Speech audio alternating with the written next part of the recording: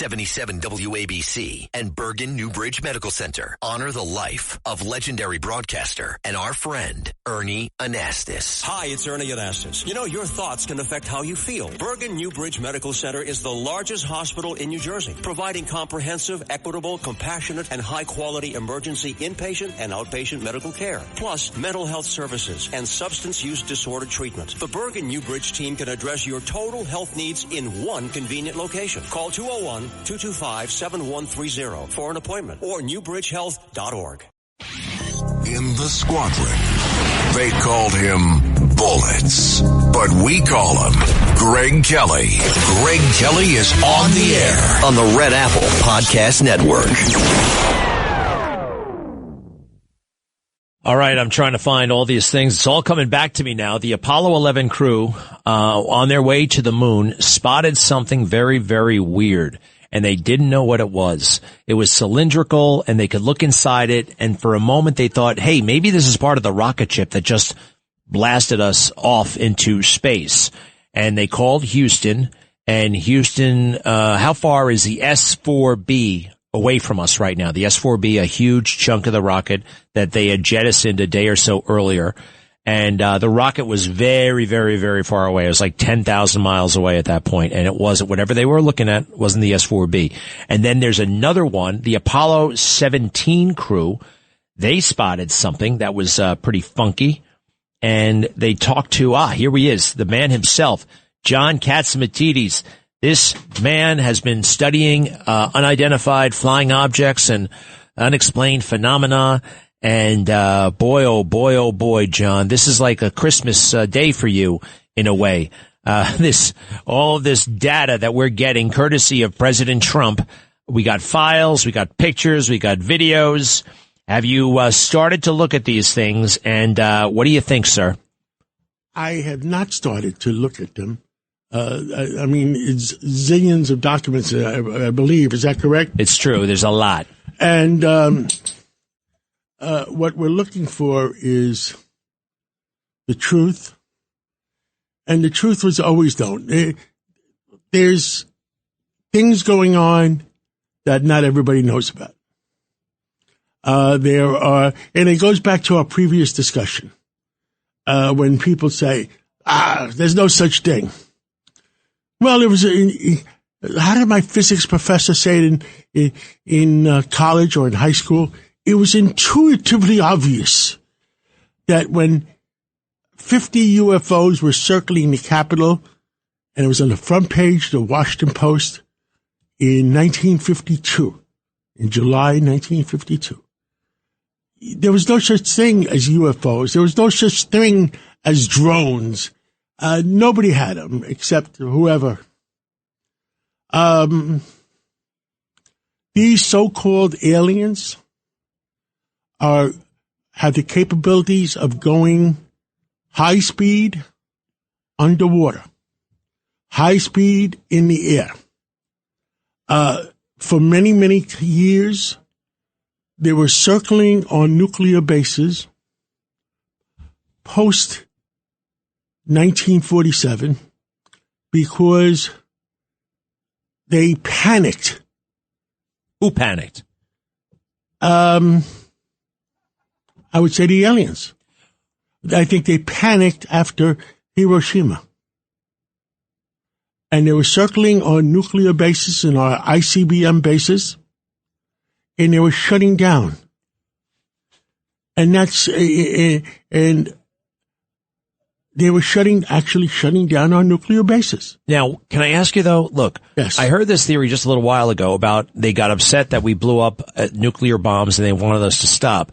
But since Hiroshima, we have blown up a lot of hydrogen bombs, a lot of neutron bombs. We've tested them. We've tested bombs far bigger than Hiroshima. Maybe that's why they were going around. If you go do your research, going around not only ours, but Russia's, ourselves, and shutting down nuclear facilities that we had.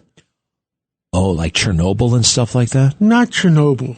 I'm talking about nuclear facilities that were able to deliver nuclear devices. Well, underground ICBM bases. I understand. I'm looking at this picture, by the way. You were right. I never heard about this. July 1952. And there are pictures, and I thought, okay, this is going to be easy. And the Washington Post. I mean, this is not Mickey Mouse stuff. And you know what the story was at that point? Yeah. That Eisenhower made peace after that. With them. Made peace with the aliens. Yes. And that's why they didn't do that again. Wow. Is that a wow? That is a wow. But this stuff has been going on for 70, 80 years. And President Trump, they never told all this stuff to President Trump. Because they don't like him They never told Trump 45. Right. Because they just didn't want to tell him. And the last person, there was President Eisenhower set up what they called, there was a group of 12 people, that were, Dulles was one of them. The other one was, President Bush, 41. He was on there. He was one of the original guys on there. And what was this group for? To oversee possibly the whatever you want to call them, aliens. And I'm not talking about aliens from Mexico. What about the thing? I hear you. And the other thing that I know about, or I shouldn't say I know, is there's underground bases and there's underwater bases. Did Richard Nixon show Jackie Gleason the alien bodies? Is that true? I wasn't there. I don't know. You can't say everything you know either, can you? I can't say everything I know. How about that, everybody? I happen to know something about John that I can't say because there are many ways to serve your country. Let's just leave it at that. Many ways. Well, John, I wasn't one of those 12. You weren't one of those 12, no. But you were very, very useful to our government. You'll be taking in this information. I guess it's going to be old hat. Some of this to you. One of the reasons they say, and I can't verify, that what was it that on the Oswald matter? Yes. Well, we'll talk about it another day.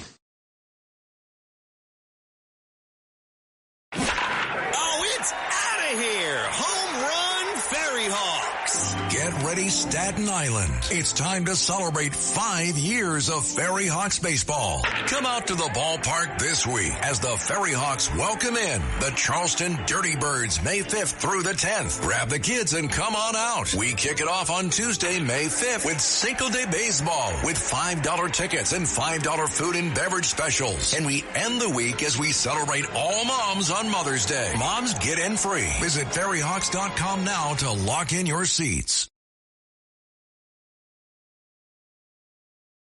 You see, I'm telling you, man, this guy knows. Well, I know you probably have a security clearance and all those kinds of things, but I will tell everybody what I just found on the internet, and there is, no kidding, pictures that I have never seen before. And on the front page of the Washington Post. At 11:40 p.m. on Saturday, July 19th, 1952, Edward Nugent, an air traffic controller at Washington National Airport, spotted 7 objects on his radar. The objects were located 15 miles southwest of the city. No known aircraft were in the area. Nugent's superior, Harry Barnes, a senior air traffic controller at the airport, watched the objects on Nugent's radar. He later wrote, "We knew immediately that a very strange situation existed. Their movements were completely radical compared to those of ordinary aircraft. Barnes had 2 controllers check Nugent's radar. They found that it was working normally. Barnes then called National Airport's other radar center. A controller there, Howard Coughlin, told Barnes he also had seen these objects on his radar scope. Furthermore, Coughlin said that by looking out the control tower window, he could see one of the objects, a bright orange light. I can't tell what's behind it. At this point, other objects appeared on their radar scope, and they moved over the White House and the United States Capitol. Barnes called Andrews Air Force Base, located 10 miles from National Airport. Although Andrews reported that they had no unusual objects on their radar, an airman soon called the base's control tower to report the sighting of a strange object." And it goes on like this, and this is a no-joke thing, and I am looking at these papers. How can something like this receive so little attention? I mean, maybe in UFO circles Isn't it that has. strange that there's so little attention and nobody's ever taught about it, and the Washington Post never took it off their website. Isn't that strange? It is strange, but it's also strange. If I wanted to hide things, if I was president of the United States, I'd send over some of my people and say to the Washington Post, take it off your website. You know, they have something called information operations. They know how to fool us. And sometimes you fool us by hiding in plain sight. You put things in plain sight. Folks, I have to revisit all of my assumptions on this. John Catsimatidis, we thank you very, very much. There is a cornucopia, if you will, of new documents courtesy of President Trump. Hey, he really delivered. Before you go, there's a lot more to come. I mean, in terms of this stuff. And he is limited to what he's going to be allowed to put out. The president will not be allowed. The president will not be allowed to put it out. He is limited, and he's putting out enough to satisfy the people that he's put it out. Oh, no, man. This is very worrisome to me. It's worrisome. The truth is the truth. President Kennedy was going to put it out. You see what happened to him? Oh, boy. No, boy. I feel like I have reached the new plateau, John. Seriously. It is horrible, some of the things happening in our government, whether it was the 1960s or the 1950s or 1960s, 1970s. Or 2 weeks ago at the Washington Hilton. Something is rotten. And they used to say Denmark. I think the new thing was going to be something is rotten in Washington. Well, you know what? We got to work hard. We got to tell the truth, and we need the help of God. We need the help of God. John Catsimatidis, thank you. You've set me off with a little anxiety, but that's okay. I'd rather be anxious and aware than happy and blissful and ignorant and dull. We just want the truth. And I think the American people can take the truth. And you know what Hollywood was all about. The intelligence agencies, or whatever they were called back in the 1930s and 1940s and 1950s, used to feed information to Hollywood.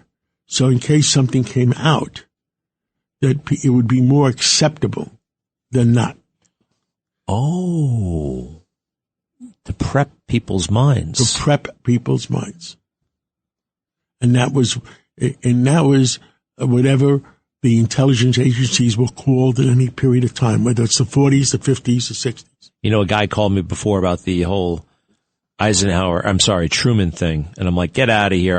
Nope, I'm wrong. I apologize. This is an education. John, real quick, oil prices, they aren't as bad as they were 5 years ago, yet everybody's freaking out. How are we doing? How are you feeling about Iran right now and our efforts toward peace?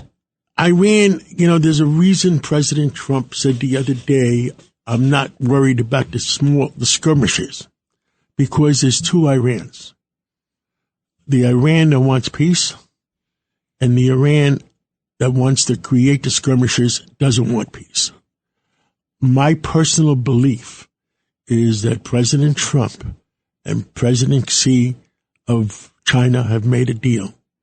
and the presidency of China is in control of the people of Iran that want to make a deal. Iran has their own terrorists terrorizing the peaceful people of Iran. Understood. So that's why President Trump, in my opinion, said that I'm ignoring the skirmishes because there's always people that want to stir the pot. Sure. Just like they do in the United States and America.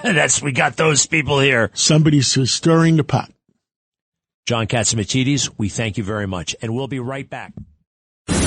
Thanks for listening to The Greg Kelly Show. You can hear The Greg Kelly Show weekdays at 12:15 on 77 WABC. If you like the podcast, share it with your friends and listen anytime at WABCRadio.com and download the WABC Radio app. Hit that subscribe button on all major podcast platforms. Plus, follow WABC on social on Instagram, TikTok, Facebook, and X. See you next time for a new episode so you never have to wonder. What the heck is going on here? The Marine Toys for Tots foster care program is bringing hope to children who need it most. Every 2 minutes, a child enters foster care, often with only a small bag of belongings. More than 400,000 children face trauma and uncertainty, many before age 8. This May, during Foster Care Awareness Month, Toys for Tots is creating Room for Joy. In 2025, nearly 375,000 children received comfort through toys, books, and essentials, reminding them they are not alone. Donate now and change a child's life.